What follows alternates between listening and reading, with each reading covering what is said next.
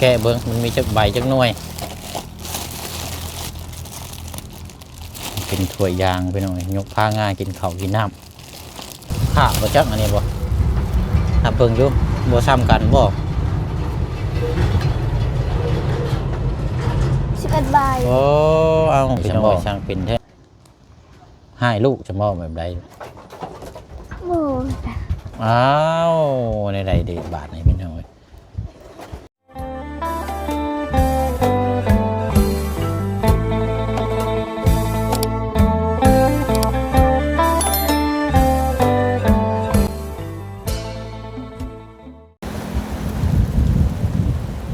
เป็นน้องเนาะเป็นยังไงเด้เนาะแจ้งอยู่บ่นี่เนาะมัวบ่จักกันนี่ช่วงตะเวนจะตกดินจากแง่เนี่ยจังน้อยเนาะพี่น้องเนาะ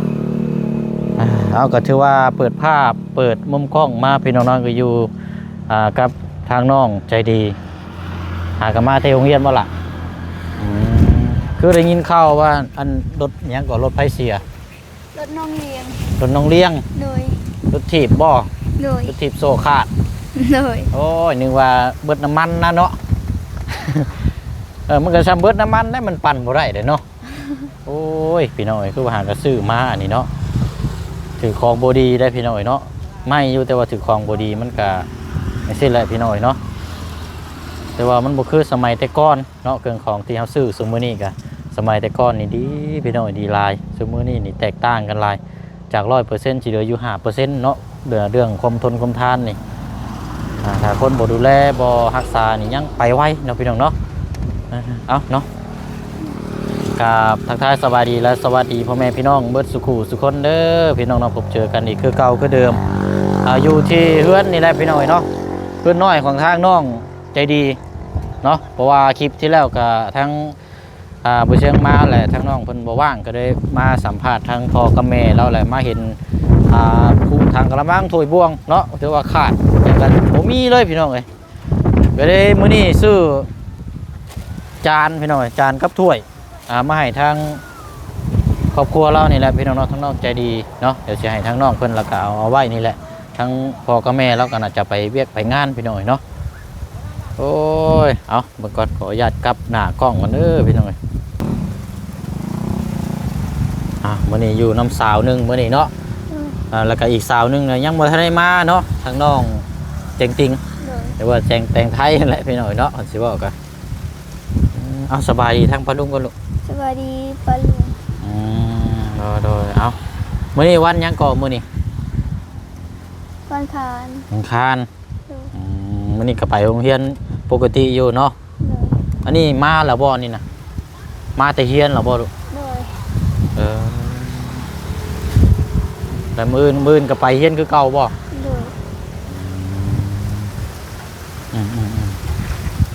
มาล้มหนาวแท้นี่เนาะเป็นจังได๋อันนี้เนาะเจ้าบ่ได้นอนอยู่นี่บ่ซุมื้อนี้นะบ่นอนอยู่โรงงานนอนอยู่โรงงานโรงงานจีนบ่โรงงานเวียดโรงงานจีนเข้ามาแบกนอนเกี่ยวนอนกับแพะนี่อยู่หั่นน่ะลูกกับน้าบ่าวและพ่อน้องเลี้ยงโอ้น้องกันหลายคนอยู่ซะเนาะนอนอยู่พุ่นละตอนแรกกับตอนเช้ากับพากันย่างมาบางเทื่อกับขี่รถน้าบ่าว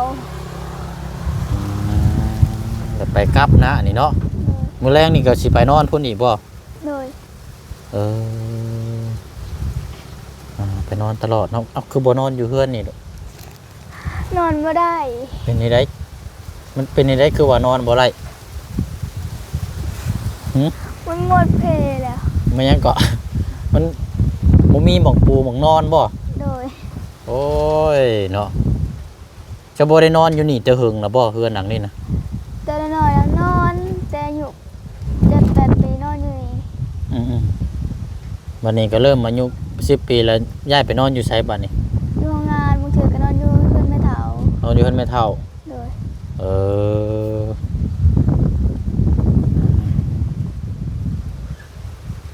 เอาละเนาะเบิ่งก่อนเป็นจังได๋อันนี้เนาะขึ้นนี่ใช่นี่คือบ่มีทางขึ้นแท้เจ้าขึ้นนี่ได้กินนี่นะคือทางเพิ่นเหยียบอันนี้บ่เหยียบส้นนี่บ่เหยียบส้นนี่โหลดขึ้นเลยโอ้พี่น้อง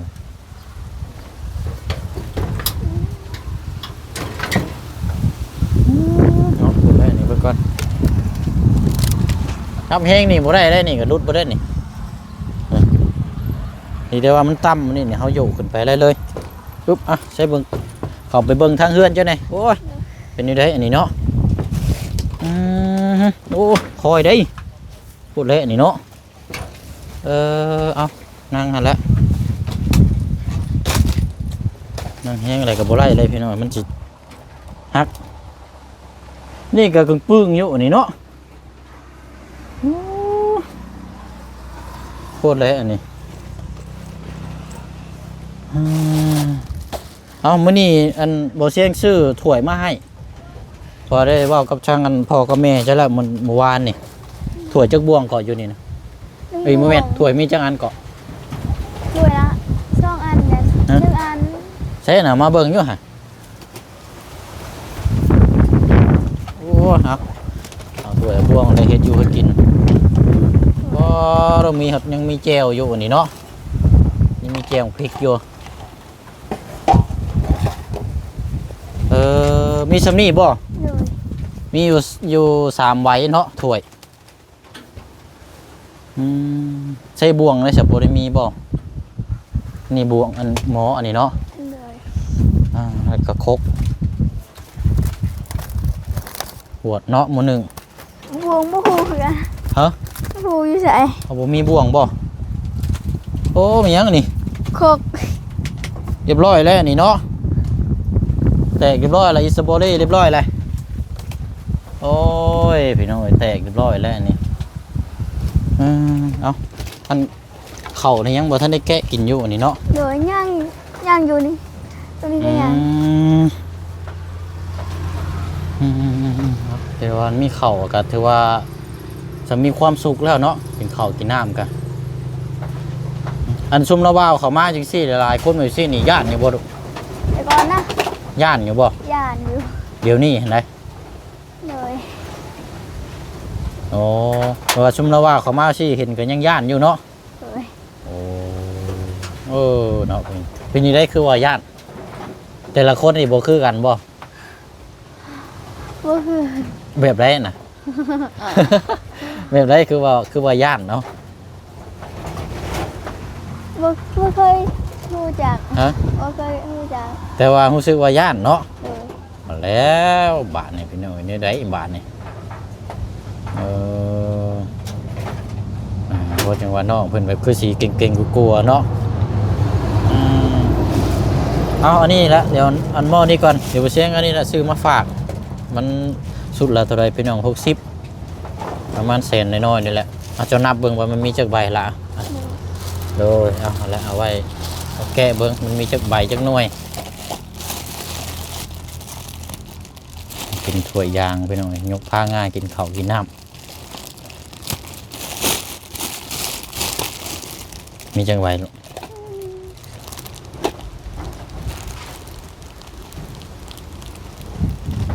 12 ใบตัวนี้12 ใบ12 ใบโอ้ซ้ำโอเคแล้วนี่ครับ12 ใบกัน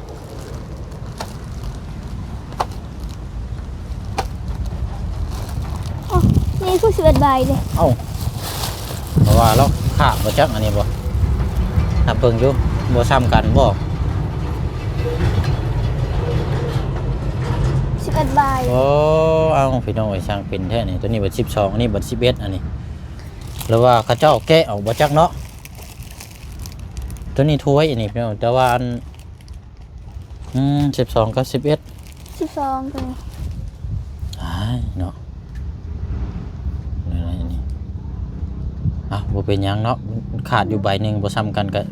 หลายเติบอยู่นึงเนาะเฮ็ดอยู่เฮ็ดกินพี่น้องหลายนั่นอยู่แล้วแต่อันใหม่แต่ว่าบ่วงนี่บ่ได้ซื้อมาครับบ่วงตักนะอยู่พี่เป็นห้องหยังบ่วงตักกินก็เอิ้นบ่วงคือกันบ่วงคือกันบ่เลยนึกว่าห้องบ่คือกันนะเอาตั้งเรียงไว้ลูกเอาตั้งเรียงกันไว้นี่แหละตั้งไว้นี่แหละเอาไว้พอแล้วก็บอกแม่เจ้าเวลาเพิ่นมานั่นกันว่าบ่เชียงซื้อมาฝากเพราะว่าได้เว้ากับแม่เจ้าก็พอจะได้มาว่านี่บอกเรานำในเด้อนี่เราสิว่าโอ้ยพี่น้อยเว้าแล้วบ่เป็นค มันยันว่าเราบ่เข้าใจนะเอาอะไรพี่น้องเอ้ยแป๊บเดียวเนาะแต่ละมือแต่ละวันนี่ก็ค่ำเลยมีทีมงานนี่มีภายในจำชื่อคนได้อยู่บ่เท่าที่เขาเจ้าฮู้ จำอยู่บาบุญแหละบาอาจารย์ลาว อืม และบานิวและลุงเหิม ภายในอีกป่านนี้ บาเพิ่ง เราเพิ่ง เลย ยังมีอีกอยู่ได้ บาจัน เอายังมีอีกอยู่ได้ พระเจ้า ยังมีอีกบาทนี่เอา โอ้โห มันหลายคนพดเนาะลูกเนาะปกติแล้วแต่ว่าคนแรกๆที่พบเจอเจ้านั่นไผเอา บาเตียง แน่นั่นแหละเนาะทางบ่เตียงเนาะบ่เตียงแล้วก็ตามมาก็แม่นเบาดี เลย แต่ก็ยังสิมีมาอีกพี่น้องยังหลายอยู่ทีมงานนะโอ้10 กว่าคนพุ่นแหละตอนนี้นี่น้องเพิ่นญาติแล้วพี่น้องว่าคันสิเว้าก็ คือว่าปั้นรถถีบไปแล้วฮอดอยู่ไสนั่นคือว่าโซขาดฮอดโรงเรียนอยู่บ่ เลยเขาที่โรงเรียนอยู่ วันนี้มันขาดขากลับบ่คือขาไป เนี่ย อันโซขาดนะขาชุมเจ้าไปโรงเรียนบ่คือว่าตอนขากลับมาบ้าน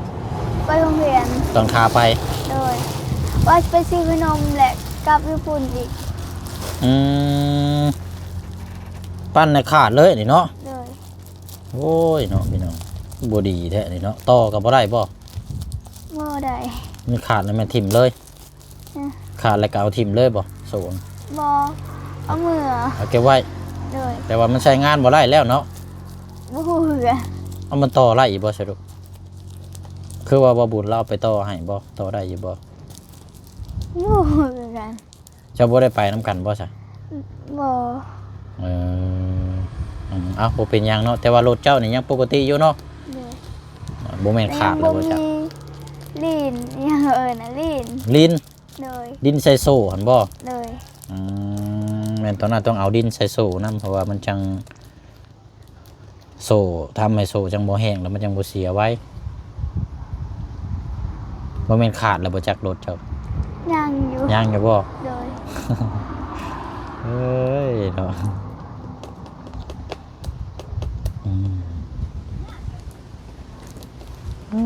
เนาะพูดแล้วนี่พี่น้องอันว่าทางอีหลานั่นบ่ได้เอิ้นชื่อพ่อสำหรับเจ้านี่ปัจจุบันตอนนี้นี่ หนูเอิญ เป็นหยังอะนะ ไม่อยากเอิญ เอาคือว่าพ่อเจ้าแท้ๆอยู่เป็นหยังลูกเป็นอะไรคือว่าบ่อยากเอิ้นชื่อพ่อแบบเราบ่ดูแลแบบแต่น้อยบ่หรือว่าแบบใด มันก็ว่าอีกเคย เราว่าเจ้า โดยบางทีมันด่าคือกัน พ่อลาเจ้า แบบสิบ่ โดย เอาเป็นหยังคือลาลูกให้ฉันบ่ให้ลูกฉันบ่แบบใด บู อ้าวในใดเดบาทไหนพี่น้องเอ้ยส่วนลายนี่คันว่านี่ก็คันว่าอันคือพอหน้านี่ก็อีกแนวนึงเนาะคันเจ้าบ่อยากเอิ้นกะแต่อันนี้พอแท้ๆเนาะเอาเสียงไผนี่แม่เจ้าเอาเฮาแล้วเอ้ยเด้อแล้วก็จักอันนี้เฮาซื้ออันนี้แหละถ้วยกับอันนี้มาให้เด้อเฮาว่าเมื่อวานนี่แหละในทางน้องใจดีมากครับเอาเสื้อให้แม่ได้ลูก แล้ว เราหากนมาแต่อาบน้ำพี่น้องเอามาแต่ซอนหอยบ่ได้อย่าบ่เอ้ยซอนหอยนะหาอยู่หากินเนาะมีแต่หอยบ่ปลาบ่ได้บ่มีแต่หอยเนาะ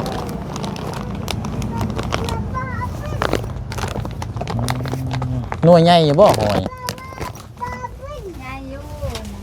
อืมเลยเนาะเอาหาอยู่หากินอันอยู่ข้างหลังเจ้านั่นกระสอบเข่าบนบ่ลูกนั่น โดยกระสอบเขา อ๋อมีแผ่นแหมาให้อันนี้แต่ว่าสีเขียวเท่านั้นนั่นคือของบ่เชียงเนาะตัวนั้น เขาก็ให้นะ ฮะโอ้บ่เชียงเคยให้เจ้าอยู่ถุงนึงเนาะกับน้องแต่งไทยมื้อนั้นน่ะคนละถุง ลืม แต่ว่ามันก็ว่าแล้วมันหลายคนโพดพี่น้อยแล้วเนาะมีได้อยู่ในกินกะเก็บไว้มันเอาไว้กินน้ำอยู่น้ำกินมื้อนี้ซอยเวียกอย่างแน่มื้อนี้ลูกตั้งแต่มาอันนี้ บ่สิล้างถ้วยไม้เท้า เอา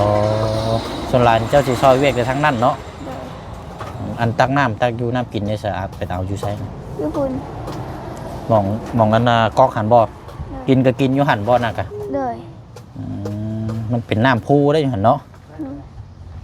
น้ำพูแล้วก็หาน้ำธรรมชาติอันตกมาเดือน4เดือน5นี่บกอยู่บ่น้ำอยู่หันนะช่วงฤดูแล้งในน้ำก็ยังไหลตลอดบ่ โดย โอ้สบายแล้วสานี่เนาะบ่ได้เสียเงินบ่ได้เสียหยังเนาะ เฮ้ย น้ำธรรมชาติกินเต็มที่เลย เนาะนั่นแหละเป็นหน่อยเนาะใครเสียงน้องเจ้าบ่นะ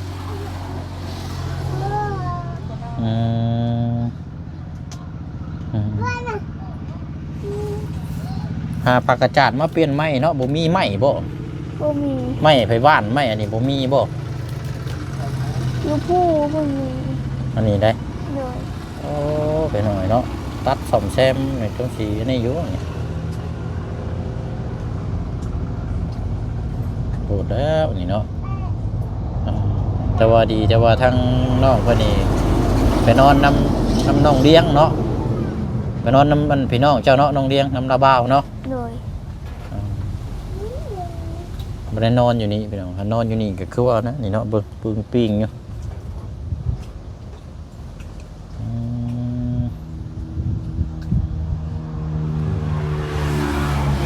หาหนึ่งเข่าหนึ่งน้ำบัดนี้เนาะหาอยู่หากิน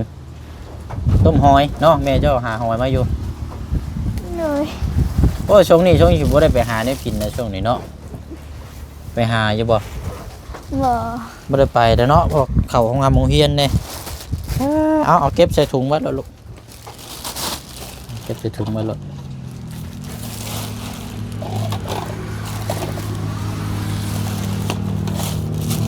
เอาละเอาไว้ใส่เวลามีเวียกมีงานให้อยู่ให้กินจะสะดวกสบาย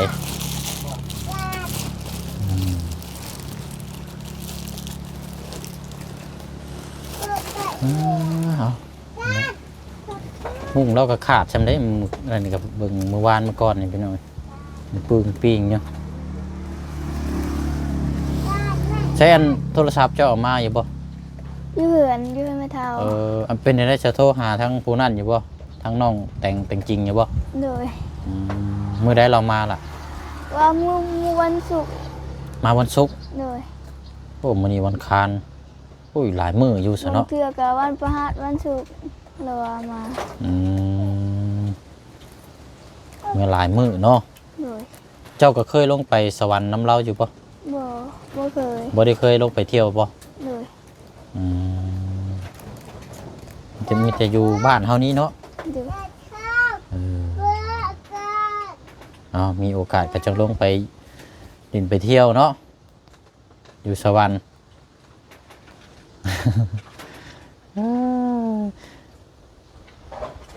ยังเก่งๆกลัวๆอยู่พี่น้องยังย่านอยู่บ่ซั่น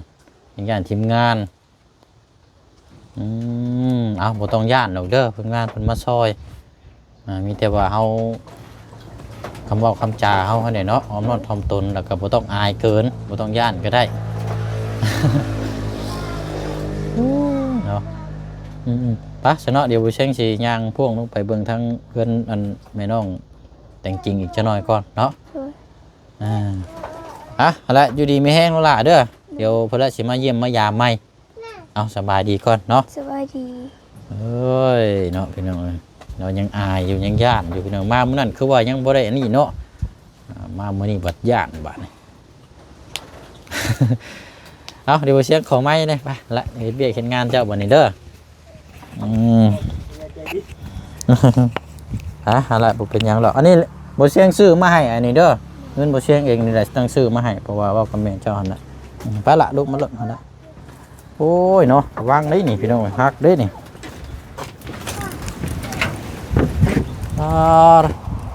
อันนี้เคยตำอยู่บ่นี่น่ะเคยตำหัวอยู่บ่ปูเราได้นี่เนาะปูเราได้นี่พี่น้องเอ้ยไปเอาละเนาะ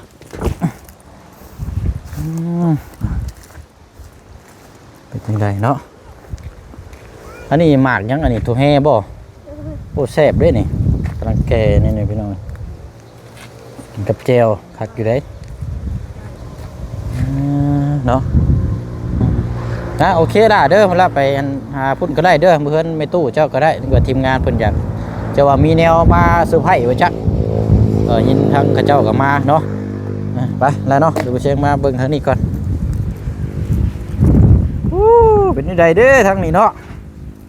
เป็นยังเอ้ย มาทุ่งเฮสบดี โดยปาเทือนบ่ทำความสะอาดเฮือนซานลานเป็ดเนาะจะนอนกลางคืนนอนผู้เดียวนี่บ่ย่านบ่ เมื่อยานมีไผ่เลย ฮะ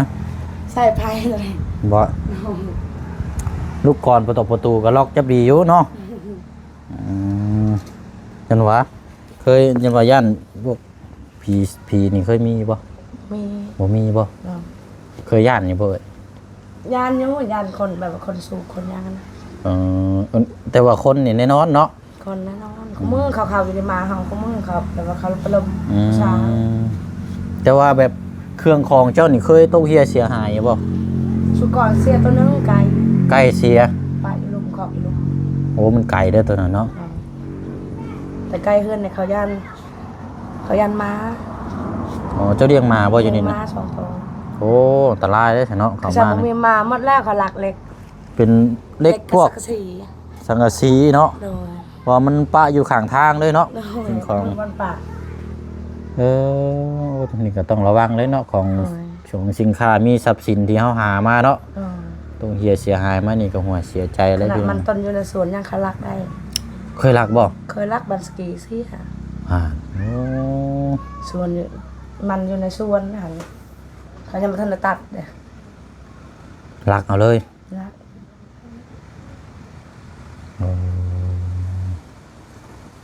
มันระวังยากเนาะคนเสมอนี่อันตรายส่วนหลายกับพวกร้อนพวกสูบมาแหล้วเนาะ น้อง พวกนี้พี่น้องอันตรายพวกนี้นี่เนาะเอาแวะมาพวกเขามาเยี่ยมยามไปทางเพื่อนอันนี้แหละทางน้องใจดี น้อย เลยพวกมาเยี่ยมมายามทางนี้ก่อนเกลือเราบ่เป็ดไก่เจ้า ยัง5 โมงจะนอนก่อน หาหมูเจ้าน้อยก่อนยังเกลือเนาะต้องอยู่นี่แล้วเนาะ น้อย อันว่าลูกเจ้าคันอยู่นี่เราซอยเวียกอย่างนี้ ซอยเกลือไก่แล้วก็ซอยชักเครื่องนั่นละ เสื้อผ้านี่บ่ น้อยตักน้ำ นึ่งเขา หนึ่งเขาหนึ่ง เพื่ น้ำ อพ่น เนาะ ก็ไม่ได้อยู่เฮือนปานใดคือน้องจริงๆอันเราไปหารับจ้าง ไปอ๋อ เทื่อผักอันมาทิศวันเสาร์ ไปรับจ้างเนาะ เทื่อเขาคนมันต้นกับไปน้ำเขาซอยน้อง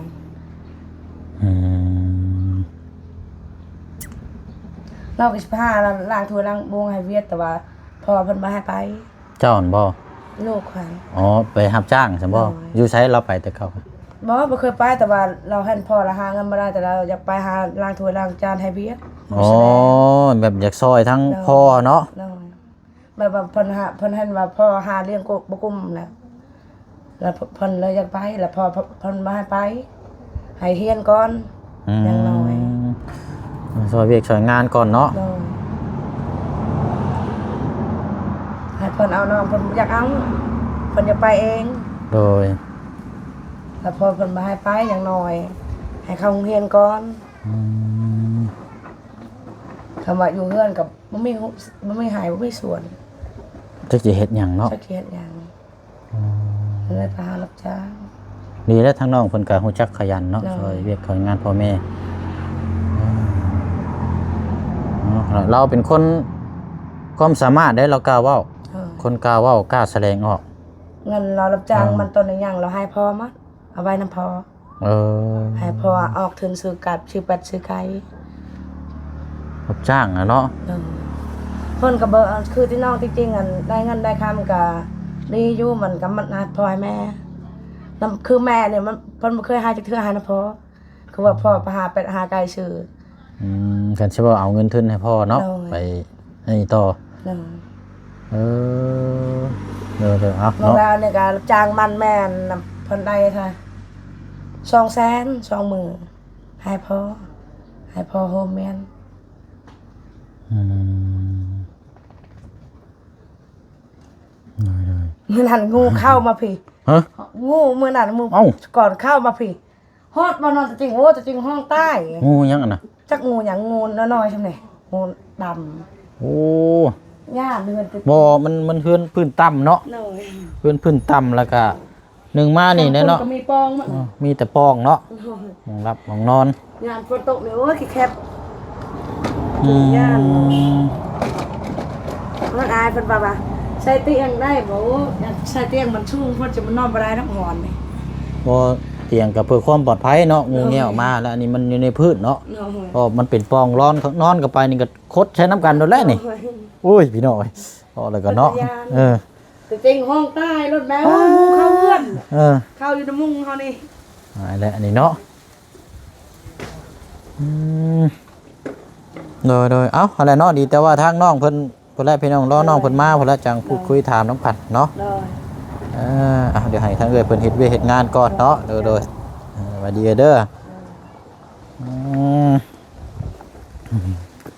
ป่ะวันนี้เนาะตัดภาพมุมกล้องมาขายอยู่นี่แหละพี่น้องเสาสี่สรุสลาบอยู่เนาะพี่น้องเนาะเฮากะนี่แหละพี่น้องเลยพูดคุยน้ำกันกะบ่มีหยังเนาะมีแต่บ่เชิงซื้อถ้วยกับอาจารย์มาให้ทางน้องใจดีเนาะทางครอบครัวเขาเจ้าเพราะว่าถ้วยบวงบ่มีเลยพี่น้องเนาะเดี๋ยวติดตามเบิ่งน้ำกันพี่น้องว่าสิซอยได้ซำใดเนาะตามที่พี่น้องเห็นแล้วก็เบิ่งแย่งน้ำกันหั่นแหละพี่น้องเนาะแบบใดมุมใดเจใดเนาะ